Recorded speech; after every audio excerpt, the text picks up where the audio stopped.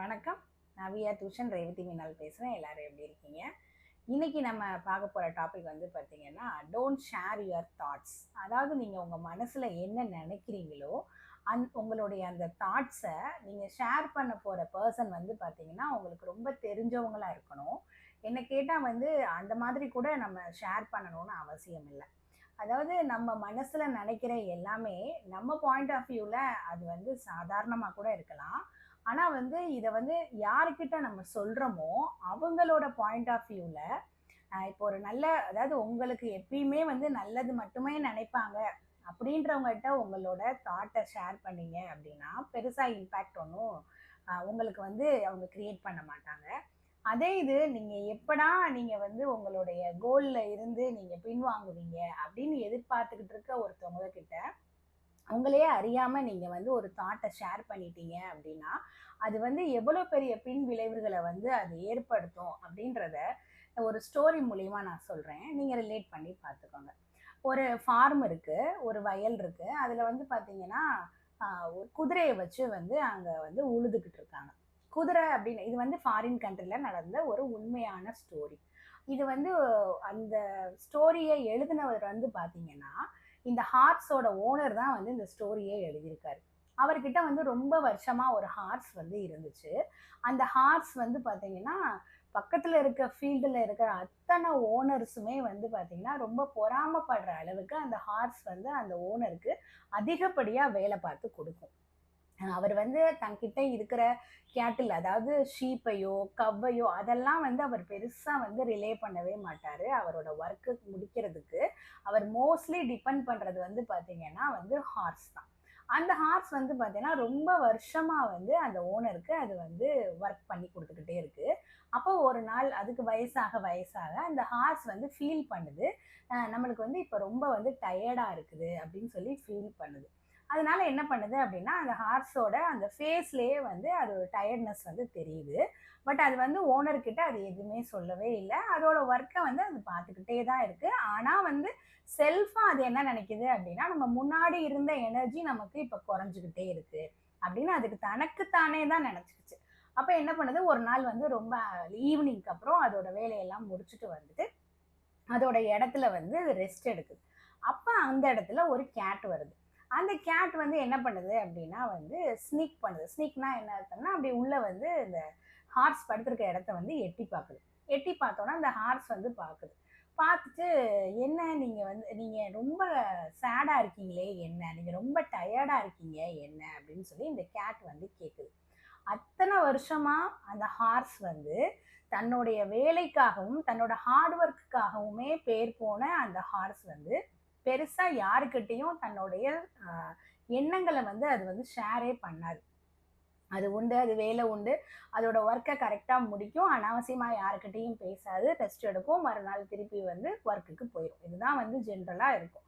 அப்போ இதை பார்த்துக்கிட்டே இருந்த மற்ற அனிமல்ஸ், அந்த ஃபார்மில் இருக்க மற்ற அனிமல்ஸ் எல்லாத்துக்குமே வந்து எப்படி இருக்கும் அப்படின்னா இந்த ஹார்ஸ் வந்து இவ்வளோ வேலை பார்க்குறனால தான் இந்த ஓனருக்கு வந்து நம்மெல்லாம் பார்க்குற வேலை சின்னதாக தெரியுது அப்படின்னு சொல்லி ஒரு ஹார்ஸ் மேலே அந்த மற்ற அனிமல்ஸ் எல்லாத்துக்குமே வந்து ஒரு பொறாமை இருந்துக்கிட்டே இருந்துச்சு.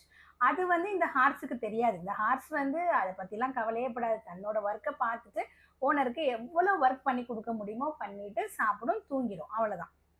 ஆனால் அன்னைக்கு அந்த ஹார்ஸ் வந்து ரொம்ப டயர்டாக இருந்தப்ப இந்த கேட் வந்து என்ன நீ ரொம்ப டயர்டாக இருக்கியே அப்படின்னு சொல்லி கேட்கும் போத என்ன நினச்சிச்சுன்னு தெரியல அந்த ஹார்ஸு. அந்த ஹார்ஸ் சொல்லிச்சு, ஆமாம் எனக்கு இப்போ ரொம்ப டயர்டாக இருக்குது, அதனால நான் நாளைக்கு லீவு எடுத்துக்கலாம்னு இருக்கேன். என்ன சொல்லுச்சு, ஒரே ஒரு வார்த்தை தான், நாளைக்கு நான் ஒர்க்குக்கு லீவ் எடுத்துக்கலாம்னு இருக்கேன் அப்படின்னு சொல்லி தன்னோட சின்ன ஒரு சாதாரணமான விஷயத்தை தான் வந்து இந்த ஹார்ஸ் வந்து அந்த கேட்டு கிட்ட வந்து ஷேர் பண்ணுச்சு. இந்த கேட் உடனே என்ன பண்ணுச்சு அப்படின்னோடனே இந்த ஹார்ஸுக்கு எந்த ரிப்ளையும் பண்ணாமல் வேகமாக போய் கவ்வு கிட்ட போய் இந்த கேட் வந்து சொல்லுது.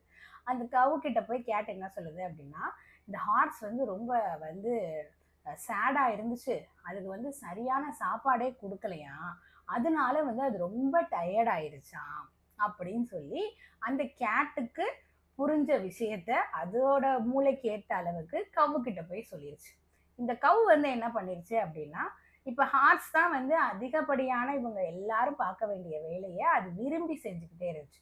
ஒருவேளை இந்த ஹார்ஸ் வந்து தன்னோட வேலைய சரியா செய்யல அப்படின்னா, இந்த ஓனர் வந்து நம்மகிட்ட இந்த வேலைய குடுத்துருவாரு அப்படின்னு நெனச்சுட்டு, இந்த கவ் வந்து என்ன பண்ணிருச்சு அப்படின்னா, அது பக்கத்துல இருந்த அந்த ஷீப் அதாவது ஆட்டு கூட்டத்துக்கு போயிருச்சு. அங்க போயி, அங்க என்ன சொல்லிருச்சு அப்டின்னா, ஹார்ஸ் வந்து நாளையில இருந்து இந்த ஃபார்ம்ல வேலையே பார்க்காதாம். வேற ஃபார்முக்கு போதாம்.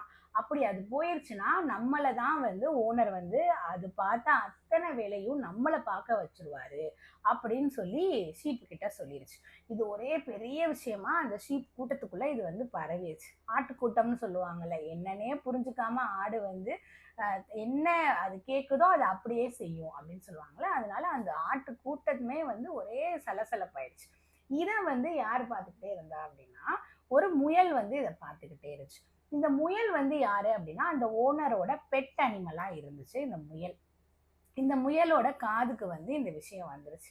அதாவது என்னவா வந்துச்சு, அ நாளையில இருந்து அந்த ஹார்ஸ் வந்து வேற ஃபார்முக்கு போதாம்.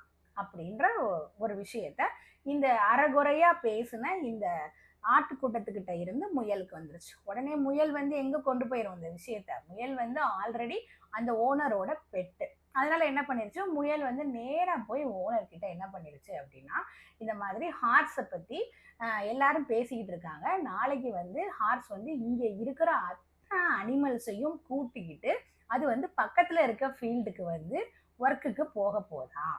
அப்படின்னு சொல்லி அதுக்கு தெரிஞ்ச வகையில ஓனர் கிட்ட அத டெலிவர் பண்ணிருச்சு.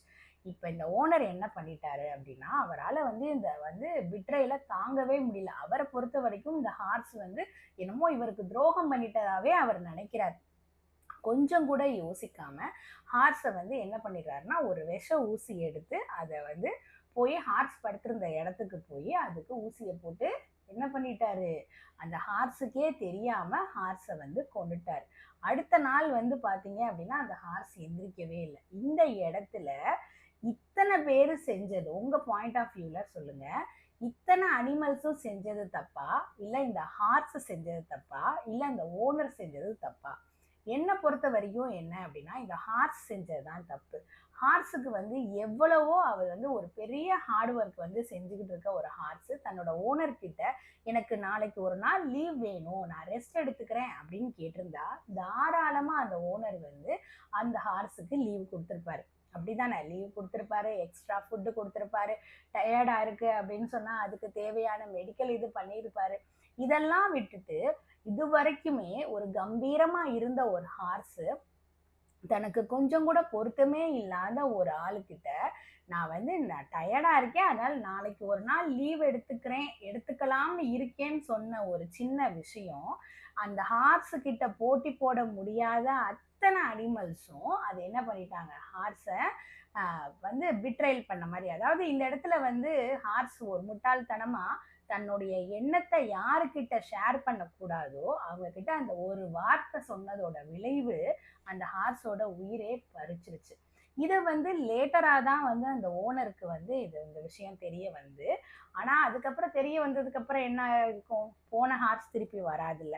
அவரே வந்து தன்னைத்தானே வந்து தண்டிச்சுக்கிட்டு, அவரு வந்து இந்த ஸ்டோரிய வந்து இத எழுதியிருக்காரு. ஸோ இந்த ஸ்டோரிய கேட்கும்போது, இதுல வந்து நம்மளுமே நம்மளோட லைஃப்ல வந்து பார்த்தீங்கன்னா, நம்ம ஒர்க்க பண்ணிக்கிட்டே இருந்திருப்போம்.